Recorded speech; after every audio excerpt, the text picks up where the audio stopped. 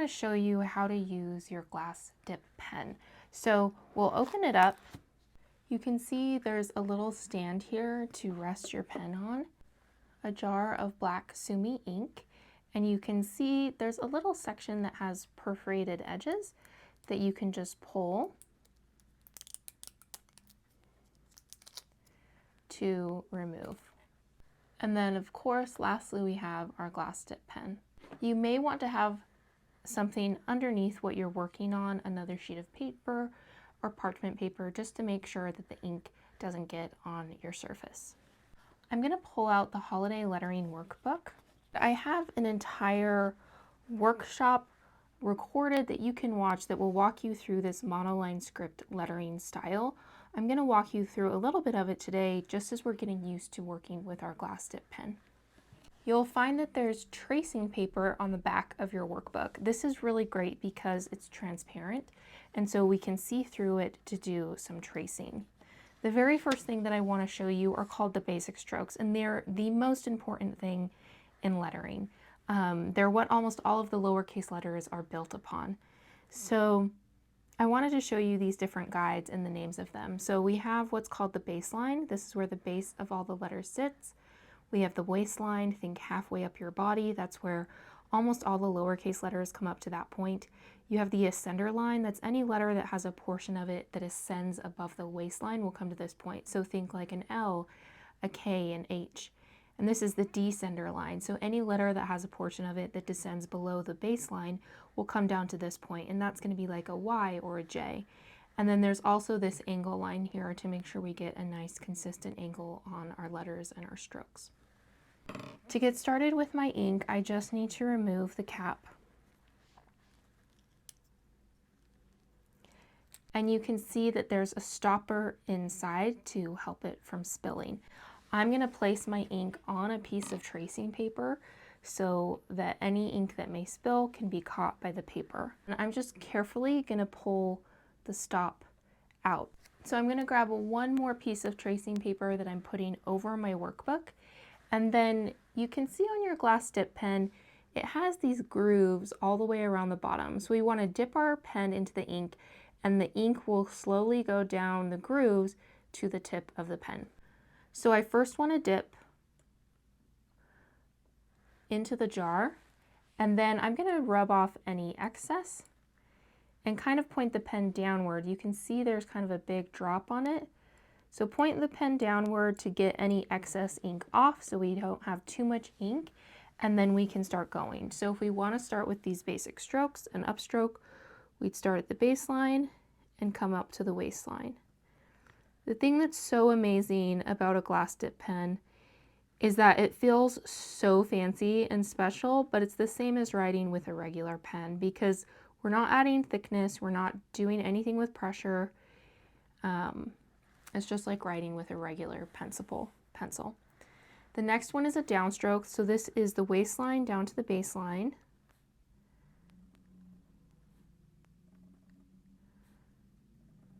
And you can see my ink is going fine.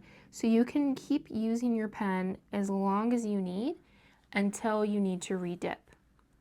Next is the overturn. So start at the baseline, up to the waistline, come back down to the baseline.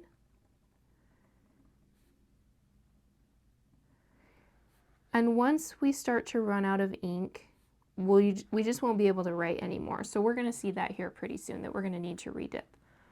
Next is an underturn. Start at the waistline, come down to the baseline, and come back up again.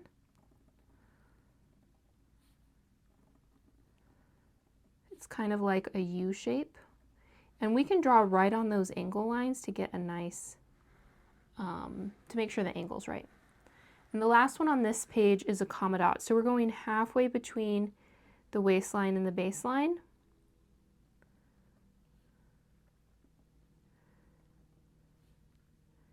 And then coming back up. So it's kind of like this little U shape, a little mini underturn. At this point I want to redip my pen, but I do need to flip my workbook over. And I can just place these to be in between the strokes that I already drew so that I'm not wasting my paper. But I'm going to go ahead and do a redip. So like I said, we'll dip into the ink jar, and then we just want to get all the excess off. I got a little too much here, which is going to be okay. I'll show you how to clean your pen at the end, but just be careful when you're dipping it. I kind of dipped it in too deep. But now it's nice and loaded up. There's not a ton of excess, and you can kind of hold it straight up and down so that the ink will just, with gravity, run off any excess. But the grooves are what holds the ink in place, so then we can write.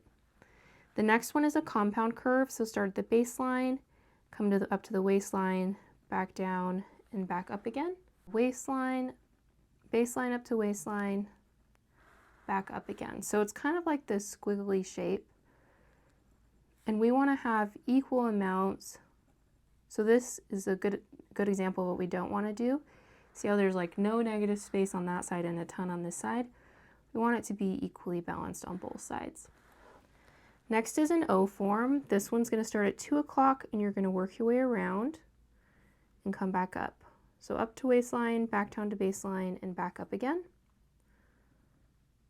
It's just this O shape, and the angle line should be the center axis of the O. That's the O form. Next is the ascending loop. Start at the waistline, loop up to the ascender line, and loop back down, or just come back down. You can draw these right over the angle line if that's helpful.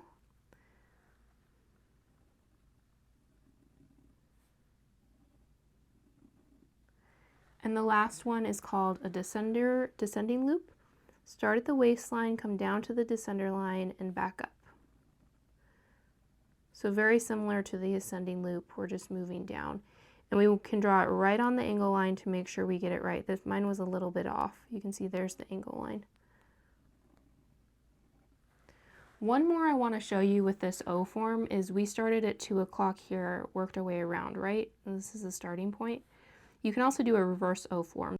So you start at 7 o'clock and you work your way this way. 7 o'clock. So start here and work this direction versus here and working that direction. That will be for letters like B, P, and K. So one more thing I just want to show you with these basic strokes of why it's so cool is that they combine to make the lowercase letters. So if we were to take an O form, I need to dip again. So when you first dip, there's going to be a ton of ink on this. You gotta get some of it off, or you're just going to get ink everywhere. The other thing to mention is this takes a little bit to dry. So let's smudge one right now. But you can see how it's smudged. So it does take time to dry. You can't just write it and it's instantly dry. It takes a little bit of time. So if we were to take an O form and an underturn, and we basically just squish them together, then we would have the letter A.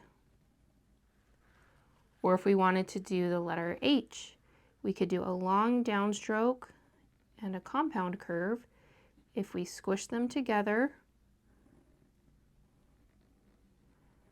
we have the letter H. And so that's why these basic strokes are so important, is because they combine to make the lowercase letters. So if you can do these basic shapes, you can do lettering. The last step here is cleaning off our brush pen. So what you're going to want to do with this is run it under water, and I usually use a little scrub brush so that it can get into these little grooves, and you'll just clean it that way. You would not want to leave it like this and just put it away, because then the ink will get dried on there. So as soon as you're done with your piece, with your lettering, then you're going to rinse it off with water, scrub it. You can use soap as well. Get it all clean, get it dry in all the little grooves, and then you can put it away. But I hope that's helpful and gives you a few tips of how to use your glass dip pen. This is the little stand. I'm not going to use the ink side that I got it on, but you can also set it like this as you're waiting or in between things as well. So let me know if you have any questions about this, but I think this is going to be a really fun tool to use. It was part of the holiday lettering box, so thank you to everyone who got the box, and if you missed it, you can head to the description below to join the wait list for the next one, which is coming in February. So thank you guys so much, and I'll see you next time.